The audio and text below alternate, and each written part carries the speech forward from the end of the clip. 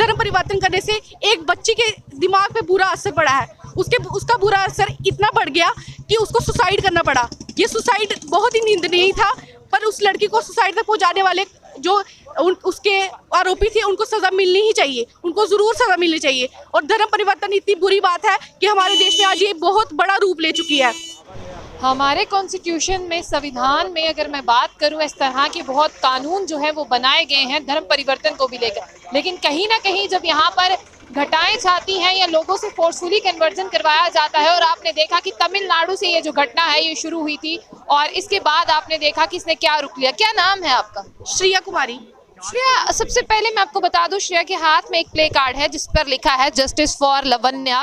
तमिलनाडु से ये जो घटना है ये शुरू हुई थी और हमारे जम्मू में भी जो है इसको लेकर पहले भी प्रोटेस्ट किया जा चुका है, और मैं आपको बता दूं कि आज फिर से जो है बच्चियां यहाँ पर है। मुझे बताइए कि धर्म परिवर्तन जो किसी से करवाता है उसके लिए क्या कुछ सजा होनी चाहिए?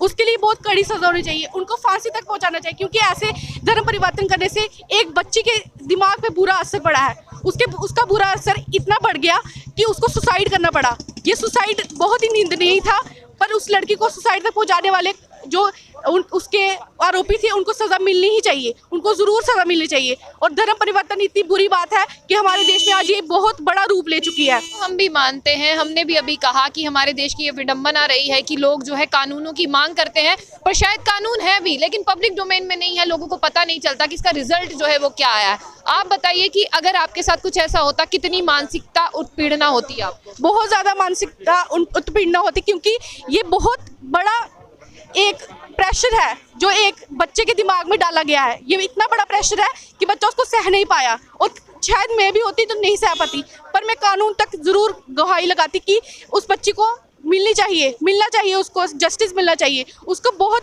बहुत बुरा हुआ उसके साथ, जस्टिस मिलना ही चाहिए। क्योंकि धर्म परिवर्तन का मामला किसी की जान तक पहुंच गया।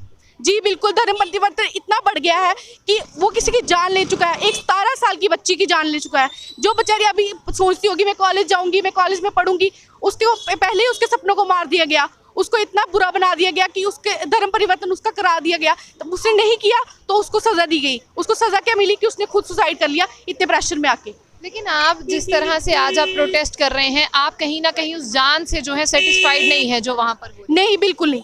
हम नहीं चाहते थे कि उसका धर्म परिवर्तन हो, यहाँ पे किसी का भी धर्म परिवर्तन हो, हम नहीं चाहते थे। और खासकर एक लड़की के ऊपर बहुत प्रेशर होता है, खासकर उसके समाज का, उसके अपने परिवार का, पर उसने ये सब कुछ सहा और यहाँ तक पहुँची, और यहाँ पे आके उसको धर्म परिवर्तन के लिए कहा गया, जिसकी वजह से उसने सुसाइड कर लिया। चाहती वो अपनी शिक्षा को अधूरा रहने देना चाहती थी, शायद उसे ये नहीं, लेकिन वो पढ़ना चाहती थी, तभी वो ये सब चीज़ों को सह रही थी। जी बिल्कुल, पढ़ना चाहती थी, हर एक लड़की पढ़ना चाहती है, पर उसके सपने बहुत बड़े थे। वो चाहती थी कि मैं आगे बढ़ूँ, मैं कॉलेज में जाऊँ, पर उसके सपनों को तोड़ दिया गया, उसके सपने को चकनाचूर कर दिया गया, और उसको ऐसा मजबूर किया कि वो सुसाइड कर लिया उसने। As a girl, being a girl, आप क्या चाहती हैं किस तरह का कानून जो है वो लड़कियों के लिए बनाया जाए? मैं इसी पे बात नहीं करूंगी, सिर्फ धर्म परिवर्तन पे। आप एक लड़की हैं, आप क्या सोचती हैं हमारे देश में लड़कियां किस तरह से सुरक्षित रह सकती है, और कौन से कानून जो है उनके लिए बनाए जाने चाहिए? उनके लिए ये कानून बनाना चाहिए कि जब भी कोई लड़की को फोर्सफुली ये कहा जाए कि आप धर्म परिवर्तन करो, या उनके साथ रेप हो, तो उस आरोपी को सजा दी जाए, ऐसी सजा दी जाए कि उसकी रूह काम जाए, और दोबारा कोई ये कोशिश न करे कि लड़की का धर्म परिवर्तन किया जाए या उसका रेप किया जाए। आप जिस तरह से अगर यहाँ पर रेपिस्ट की बात करते हैं, यहाँ पर बहुत से कानून बनाए गए हैं, आपने आज तक एक भी चीज़ देखी है जो पब्लिक डोमेन में आई हो या उस रेपिस्ट को ये सज़ा दी गई हो? नहीं, बिल्कुल नहीं। आज तक किसी भी आरोपी को इतनी बड़ी सजा नहीं दी गई हो जिससे उसकी रूह काम जाए, और बाकी सब भी ये मान ले अपने दिल में कि अब हम ये नहीं करेंगे क्योंकि इसकी ये सज़ा है। आज तक मैंने ऐसी कोई सज़ा नहीं देखी। ये सज़ा होनी चाहिए कि एक एक बंदे की रूह काम जाए, कि जब वो लड़की को देखे भी, उसके बारे में गलत सोचे भी।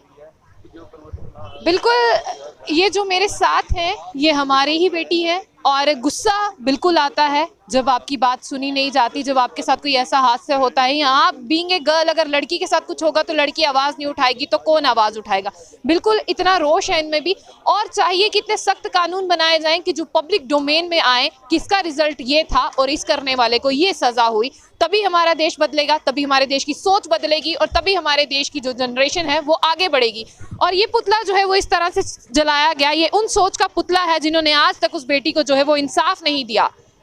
तो आज आप सुन लीजिए ये कहाँ से घटना शुरू हुई और कहाँ तक पहुंची, लेकिन इंसाफ की जो मांग है वो यहाँ पर लगातार की जा रही है। इंसाफ मिलेगा तभी लोगों को सेटिस्फेक्शन होगी कि उन्हें जो है इंसाफ मिला है। तो अब देखते हैं कितनी जल्दी जो है यहाँ पर इंसाफ मिलता है। नहीं तो इसकी जो चिंगारी है वो लग चुकी है और ये चिंगारी जो है वो थमने का नाम नहीं ले रही है।